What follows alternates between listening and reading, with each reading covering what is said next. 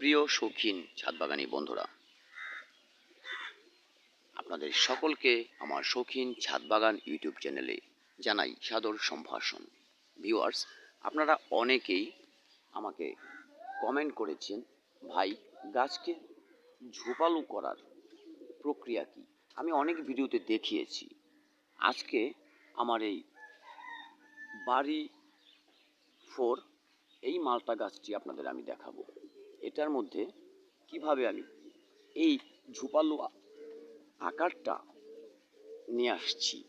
Viewers, এই গাছটি আমার মরণাপন্ন অবস্থায় ছিল, আপনারা দেখেছেন। আমি তখন এটিকে প্রুনিং করে দিয়েছি। দেখতে পাচ্ছেন এখানে প্রুনিং আছে, এখানে প্রুনিং আছে, মোটামুটি সম্পূর্ণ গাছটা এখানে প্রুনিং আছে। আমি প্রুনিং করে দিয়েছি এবং যথেষ্ট খাবার দিয়েছি। আর নতুন করে রিপোর্ট করেছিলাম, যেহেতু মরণাপন্ন হয়ে গিয়েছিল, ছোট্ট একটি টবে ছিল, নতুন করে খাবার দিয়ে দিয়েছিলাম। ভিউয়ার্স, যদি বড় টবেও সমস্যা হয় বা বড় টব থেকে আপনি ঝোপালো করতে চান, আপনাকে রিপোর্ট করার প্রয়োজন নেই। কিন্তু আমার এই টবটি খুব ছোট ছিল, এ ধরনের একটি মাটির টবে ছিল, তাই ও পর্যাপ্ত খাবার গ্রহণ করতে পারতো না এবং মাটির টব নিচে যে আমরা ছিদ্র করে দিয়েছিলাম সেটি কিন্তু ব্লক হয়ে গিয়েছিল, অর্থাৎ ড্রেনেজ ব্যবস্থাটি নষ্ট হয়ে গিয়েছিল, যে কারণে গাছটি আমার মরণাপন্ন হয়ে গিয়েছিল। আর তখন আমি প্রুনিং করে এটাকে রিপোর্ট করে দিই।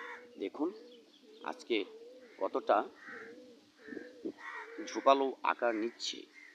এটি যখন সম্পূর্ণ ঝোপালো আকারে বড় হবে তখন আমি আপনাদের সাথে অবশ্যই শেয়ার করব। ভিউয়ার্স, এই প্রত্যেকটি শাখা কিন্তু বৃদ্ধি পাবে এবং গাছকে আগামী বছরের জন্য তৈরি করে নেবে, নিজের বডিকেও ফল দেবার জন্য প্রস্তুত করবে। কিন্তু আমাদের এখন এখানে একটি করণীয় আছে, সেটি হচ্ছে এই যে নতুন পাতাগুলো, এগুলো কিন্তু বিভিন্ন পোকা খেয়ে নেবে এবং ছত্রাক আক্রান্ত হতে পারে। এখানে আমাদের নতুন পাতা চলে এলেই ফাঙ্গিসাইড ব্যবহার করতে হবে।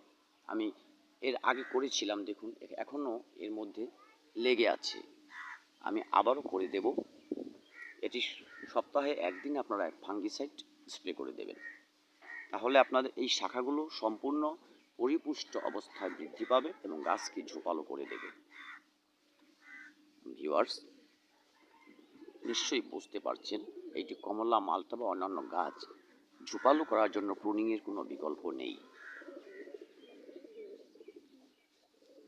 তবে হ্যাঁ, এই নিচ থেকে যদি কোনো শাখা বের হয় সেটি কিন্তু আমি ফেলে দেব, কারণ এটি কিন্তু মাদার গাছ, সায়ন নয়।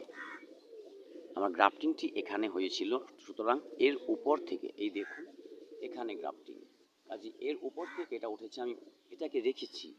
এই গ্রাফটিংয়ের নিচ থেকে যদি কোনোটা আসে আমি ওটাকে ফেলে দেব। ভিউয়ার্স, ভিডিওটি দেখার জন্য সকলকে অশেষ ধন্যবাদ। যদি ভালো লেগে থাকে একটি লাইক করবেন, কমেন্টে মতামত জানাবেন, আর আমার চ্যানেলটি সাবস্ক্রাইব করে রাখবেন, যাতে আমি আপনাদের সাথে আমার চ্যানেলের ছোট ছোট টিপস শেয়ার করতে পারি।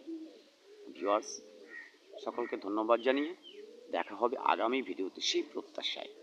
আজকের মতো এটুকুই। সকলকে আবারও জানাই ধন্যবাদ।